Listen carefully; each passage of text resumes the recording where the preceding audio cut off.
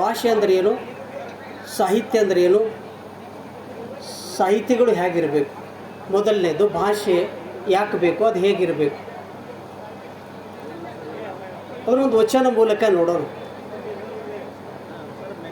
ಪರಮಾತ್ಮ ನಿರಾಕಾರ,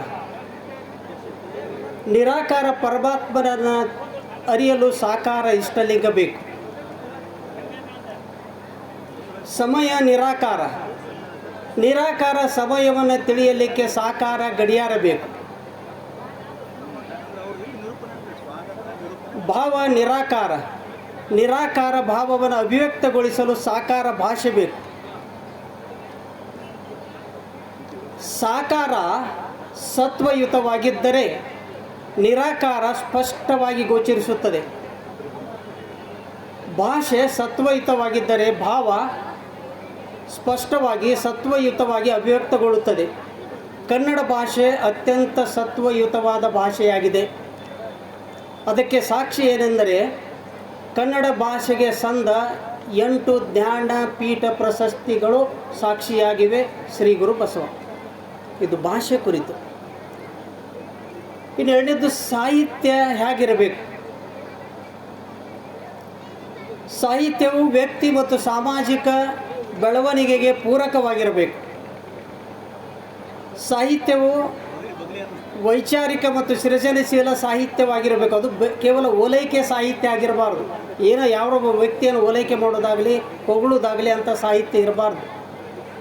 ಓಲೈಕೆ ಸಾಹಿತ್ಯಕ್ಕಿಂತ ವೈಚಾರಿಕ ಸಾಹಿತ್ಯ, ಸೃಜನಶೀಲ ಸಾಹಿತ್ಯ ಶ್ರೇಷ್ಠವಾದದ್ದು. ಕೃತಿಯ ಗಾತ್ರಕ್ಕಿಂತ ಕೃತಿಯಲ್ಲಿರುವ ಗುಣಮಟ್ಟ ಬಹಳ ಮುಖ್ಯವಾದದ್ದು.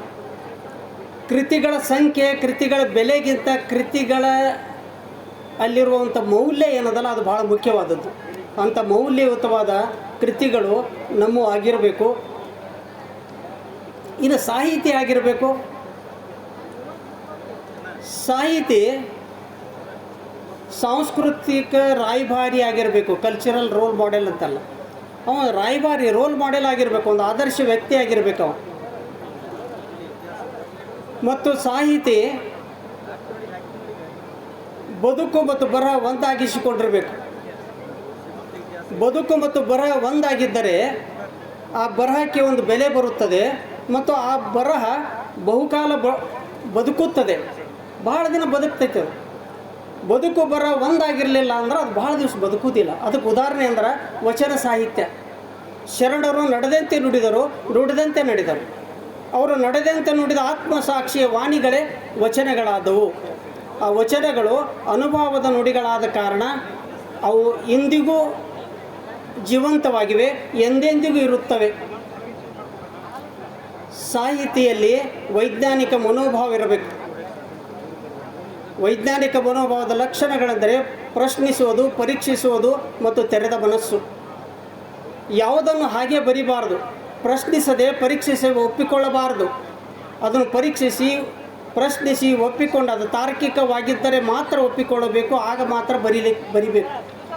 ಯಾಕಂದರೆ ಆ ಸಾಹಿತಿ ಬರೆದ ಪುಸ್ತಕವನ್ನು ಉಳಿದವರು ಓದ್ತಾರಲ್ಲ. ನಾವಲ್ಲಿ ಏನಾದರೂ ಮೂಢನಂಬಿಕೆ ಬರೆದಿದ್ರೆ, ಪವಾಡಗಳನ್ನು ಬರೆದಿದ್ರೆ ಅವರಿಗೆ ತಪ್ಪು ದಾರಿಯನ್ನು ಕೊಟ್ಟಂಗೆ ಆಗ್ತೈತೆ. ನಮ್ಮಲ್ಲಿ ಒಬ್ಬರು ಕೆಮಿಸ್ಟ್ರಿ ಲೆಕ್ಚರರ್ ಇದ್ದರು.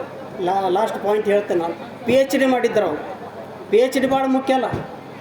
Chemistry lecturer with PhD. ಅವ್ರು ಏನು ಬರೆಯಾಕತ್ತಿದ್ರಂದ್ರೆ ಒಬ್ರದ್ದು ಪವಾಡಗಳನ್ನು ಬರೆಯಾಕತ್ತಿದ್ರು. ಸಾವಳಿಗೆ ಶಿವಲಿಂಗೇಶ್ವರ ಪವಾಡ ಅಂತ ಪುಸ್ತಕ ಬರೆಯಾಕತ್ತಿದ್ರು. ಆ ಪುಸ್ತಕದಲ್ಲಿ ಏನು ಬರೆದಿದ್ರಂದ್ರೆ ಅವರು ಸ್ವಾಮಿಗಳು ಪೂಜಾಕ್ಕೆ ಕೂತಾಗ 1 ಫೂಟ್ ಎತ್ತರ ಮ್ಯಾಲಕ್ಕೆ ಹೋಗ್ತಿದ್ದಂತ. ಹಿಂಗೆ ಹೋಗ್ತಿದ್ರಂತ. ಯಾರೂ ಅವ್ರನ್ನ ನೋಡಬಾರ್ದು. ಪೂಜಾಕ್ಕೆ ಕೂತಾಗ ನೋಡಿದ್ರೆ ಅವ್ರ ಕಣ್ಣು ಹೋಗ್ತಾವೆ. ತಿಳಿತ್ಲ ಇದನ್ನು ಬರೆದಿದ್ರು ಅವರು. ರಿಟರ್ನ್ ಇತ್ತದು. ಇದು PhD, ಕೆಮಿಸ್ಟ್ರಿ PhD ಮಾಡಿದವು. ನಾನು ನೀವು ನೋಡಿರಿ ನಾನು ನೋಡಿಲ್ರಿ ಅಂದ್ರೆ ಮತ್ತು ಇದ್ರ ಯಾಕೆ ಬರೆಯಾಕತ್ತೀರಿ? ಇಲ್ಲ, ಅದು ಹಿಂದಿನಿಂದ ಬರ್ಕೋತ ಬಂದರು. ಹಿಂದಿನಿಂದ ಬರ್ಕೋತ ಬಂದದ್ದು ಸತ್ಯ ಅಂತ ತಿಳಿಬೇಡ್ರಿ. ಎಷ್ಟೇ ಪ್ರಸಿದ್ಧ ಧರ್ಮಗ್ರಂಥಗಳು, ಪುರಾತನ ಗ್ರಂಥಗಳು ಏನೇ ಹೇಳಿರಲಿ ಅವು ಸತ್ಯವಾಗಿರಬೇಕೆಂದಿಲ್ಲ. ಎಲ್ಲವನ್ನು ಪರೀಕ್ಷಿಸಿ ವಿಶ್ಲೇಷಿಸಿ ತಾರ್ಕಿಕವಾಗಿದ್ದರೆ ಮಾತ್ರ ಒಪ್ಪಿಕೋಬೇಕು. ಅವನ್ನ ಮಾತ್ರ ಬರಿಬೇಕು. ಅದು ಜನರಿಗೆ ಮಾರ್ಗದರ್ಶನವಾಗುತ್ತದೆ. ಅಂಥ ಸಾಹಿತ್ಯಗಳು ನಮಗಿಂದು ಬೇಕು ಅಂಥೇಳಿ ಒಂದಿಷ್ಟು ಅವಕಾಶ ಮಾಡಿಕೊಟ್ಟಂಥ ಎಲ್ಲ ಸಂಘಟನೆಗೆ ವಂದನೆಗಳು ಸಲ್ಲಿಸ್ತಾ ನಾನು ಮಾತಿಗೆ ವಿರಾಮ ನೀಡುತ್ತೇನೆ.